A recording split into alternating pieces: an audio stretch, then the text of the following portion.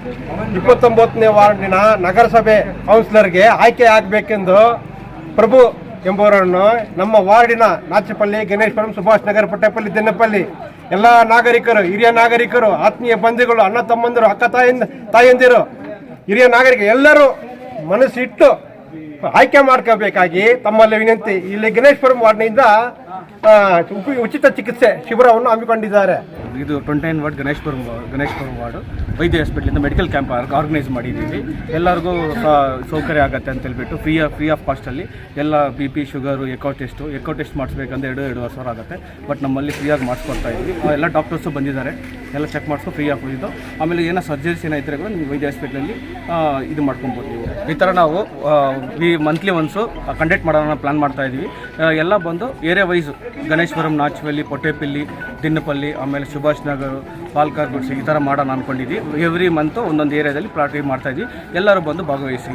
ನಾವು ಆ್ಯಕ್ಚುಲಿ ಕೋವಿಡಿಂದನೇ ನಾವು ಥರ ಸೋಷಿಯಲ್ ವರ್ಕ್ ಮಾಡ್ಕೊಂಡು ಬರ್ತಾ ಇದ್ದೀವಿ. ಇನ್ಮೇಲೆ ಮಾಡಬೇಕು ಅಂತ ನಾವು ಆಸೆ ಇದೆ. ನೀವು ಸಹಕರಿಸಿ ನಾವು ಮಾಡ್ತಾನೇ ಇರ್ತೀವಿ.